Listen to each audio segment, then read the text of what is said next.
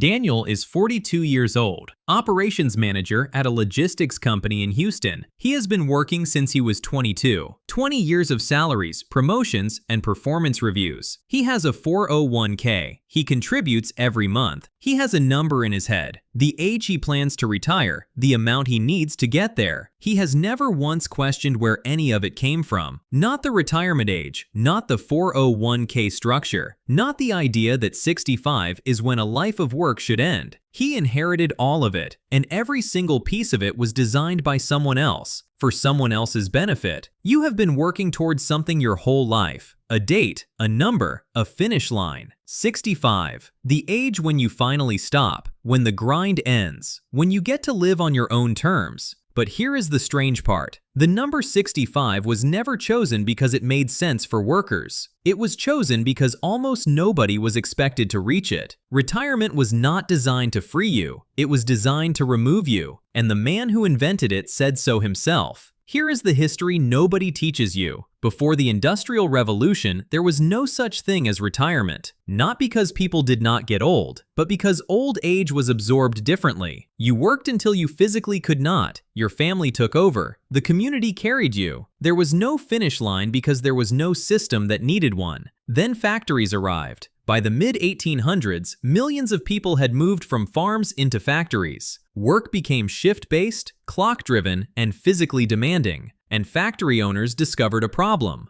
Older workers slowed down. They got injured more often. They produced less. They cost more to keep than younger workers who were faster, cheaper, and more desperate for the wage. But you could not simply discard them. Poverty among the elderly was exploding. Social unrest was building. In Germany specifically, socialist movements were organizing, workers were striking, and the threat of revolution was real. A solution was needed, not a compassionate one, a strategic one. In 1881, Otto von Bismarck stood before the German Reichstag and proposed something new: the world's first national pension system. Retirement age, 70. Average life expectancy in Germany at the time was approximately 45 years, but that number was heavily dragged down by infant and child mortality. Adults who survived to working age often lived into their 60s and 70s. Bismarck understood the math. Set retirement too low and the system becomes expensive. Set it high enough and most workers will never collect. By setting the eligibility age at 70, he created a system that appeared generous while remaining fiscally minimal. The workers who did collect would collect briefly. The majority would contribute their entire working lives and receive nothing. The cost to the government was minimal. The benefit to the system was enormous. Older workers left the factories. Younger workers filled their places. Socialist agitators lost their most powerful argument that the government did not care about workers, because now, technically, it did.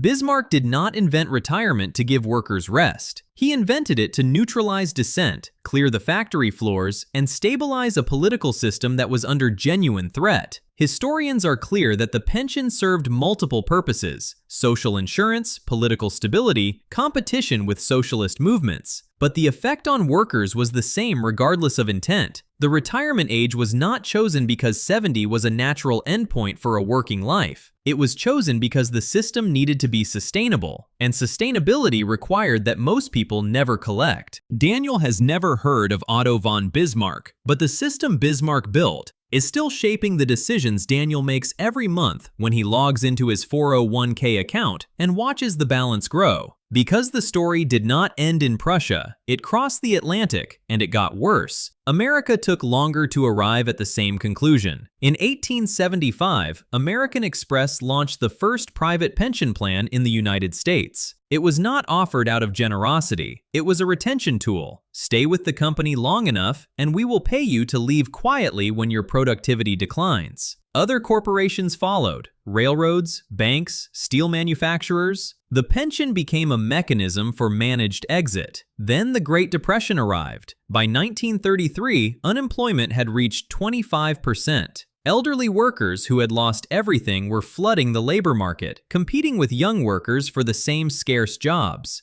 The economy was collapsing. Radical political movements were gaining ground. The social order was visibly fracturing. In 1935, Franklin D. Roosevelt signed the Social Security Act. Retirement age, 65. The system was designed to be financially sustainable for a specific reason. Many workers would die before collecting. Benefits were initially small, and the ratio of workers paying in far outnumbered those drawing out. FDR sold it as security, and for many Americans who did reach 65, it was genuinely meaningful support. But the structural purpose was the same as it had been in Germany 50 years earlier: move elderly workers out of the labor market, free up jobs for younger workers, prevent social collapse, fund it through payroll taxes on current workers. The retirement system was never primarily about the retiree. It was about managing the workforce around them. But the real reason the retirement system still exists today is not history, it is math. And the math creates a problem nobody talks about. For most of the 20th century, pensions were defined benefit plans. Your employer made a promise: work here for 30 years and we will pay you a fixed monthly income for the rest of your life. The employer carried the investment risk. The employee carried none. Then in 1978, something changed. A single paragraph buried in the Revenue Act created something called the 401k. It was not designed as a retirement savings vehicle. It was a tax provision for executive deferred compensation that a benefits consultant named Ted Benna noticed could be applied more broadly. By the 1980s, corporations had discovered what the 401k actually offered them. Companies stopped promising retirement, and the risk didn't disappear, it moved. To workers like Daniel, your employer no longer promises you a monthly income for life. Your employer contributes to an account. What that account is worth when you retire depends on market performance, your investment choices, inflation, and timing. If markets crash the year you retire, as they did in 2008, that is your problem, not theirs. It was presented as empowerment. You control your retirement. You choose your investments. You build your own future. What it actually meant was that corporations offloaded a guaranteed liability onto workers who had no training, no professional guidance, and no protection against the market events that would determine whether their retirement was comfortable or catastrophic. Daniel contributes to his 401k every month. He feels responsible for doing so. He has never been told that the vehicle he is contributing to was not designed for his benefit. It was designed for his employers. Here is where the math produces the problem nobody talks about. The median retirement savings for Americans approaching retirement age is approximately $87,000. If that money is converted into retirement income, it produces roughly $350 per month. Add Social Security, approximately $1,700 per month for those who qualify.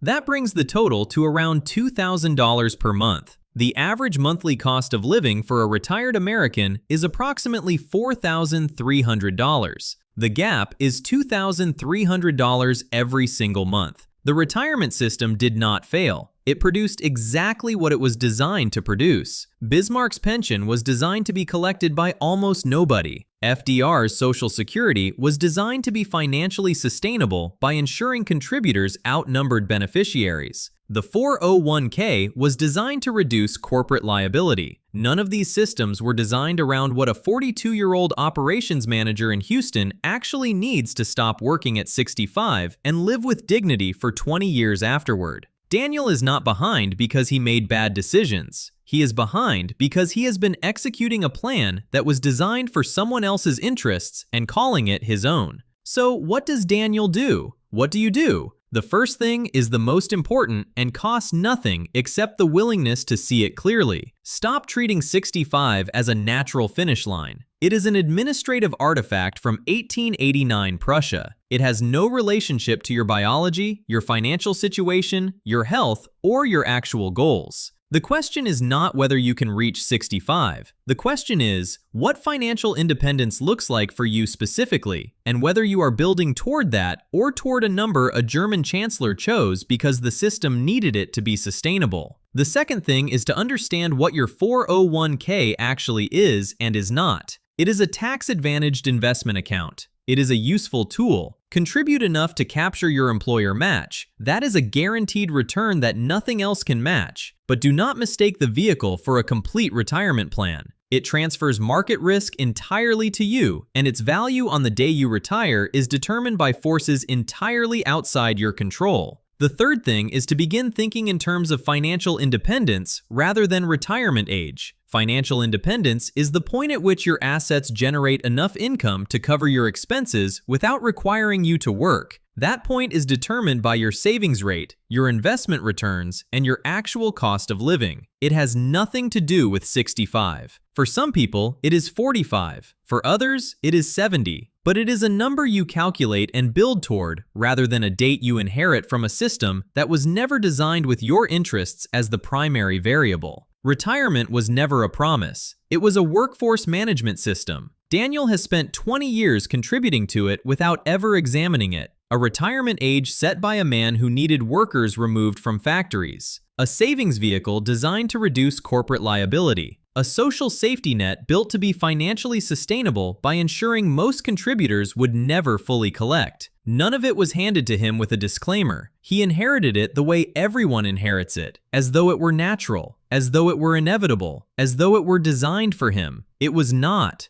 But a system you can see is a system you can work differently. Once you understand that, you stop planning for retirement and start planning for independence. Daniel can see it now, and so can you.